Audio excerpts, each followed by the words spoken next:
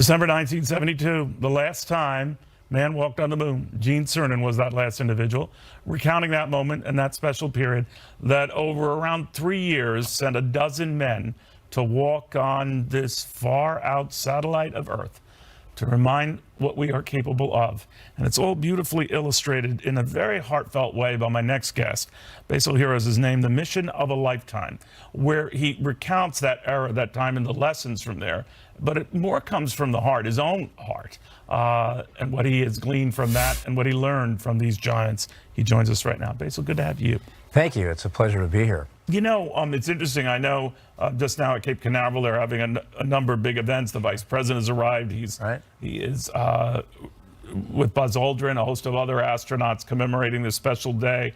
And one of the comments I remember from Gene Cernan and interviewing a lot of the astronauts is they didn't want it to end with Gene Cernan and Apollo 17. Right. That Gene would use the line, I'm not the last man to walk on the moon. I want to be known as the latest. Yes. But he is still the last human being. I know, it's been 50 years, and all of the lunar explorers that I talked to are hopeful that we will return to the moon, which they feel is a gateway to the rest of the solar system. There are a lot of people who dispute it. Mike Collins isn't a fan of doing it. I mean, even the president is hot and cold on it. What is the allure there? Well, the allure is this, is that it only takes 3 days to get there. Yeah. So the ability to build a lunar base and to do scientific exploration there is logistically an easy, feasible thing.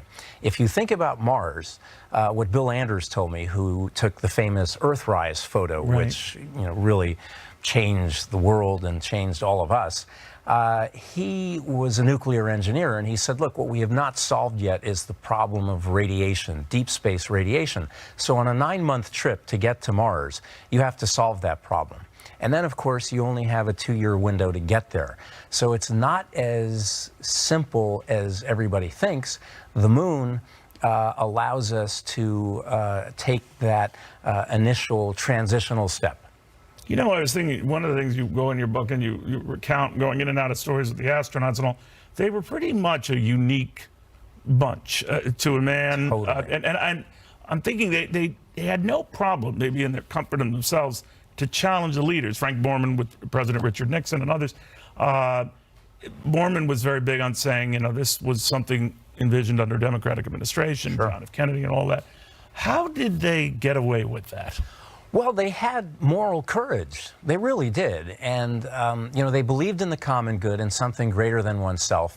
And their psychological profiles and tests, which really had never been studied before, and I managed to get access to them. Yeah, I wonder how you did that, by the way. That was awesome. Yeah. I tracked down the NASA psychiatrist who was hoping to do updated versions of those tests for deep space exploration, which, requires you to be there for 9 months with somebody else. But in any event, what their psychological profiles showed was that, they were brave but not reckless.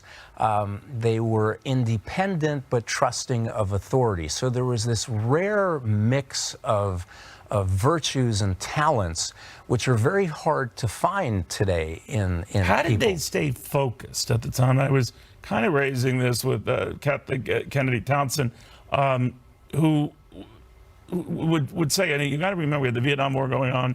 Her own father assassinated about a year before. Her uncle, John Kennedy, killed. You talk about a time where it's hard to keep your focus on pretty much anything. These guys had to focus on the biggest project in human history. They were laser focused. Yeah. And if you go back and look at the groundwork that Kennedy laid, for example, they passed the 1962 Salary Reform Act, which made it possible for NASA to be competitive and hire engineers. The 400,000 people and engineers who worked on it, the 20,000 contractors, there was just this intricate, marvelously orchestrated dance between management and the administration of all of those people. Amazing story.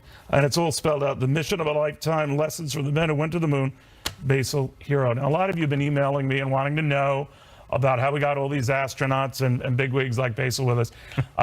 You probably didn't realize this, but I'm an honorary astronaut. Gene Cernan, in his dying days, made me an honorary astronaut because he knew as a kid I wanted to be an astronaut. I told him and recounted the story, even in a eulogy I was honored to give for him, that I was so keen on it. My parents took me to Florida, to Cape Kennedy at the time, also the Huntsville Alabama Center, to show me the size of these capsules.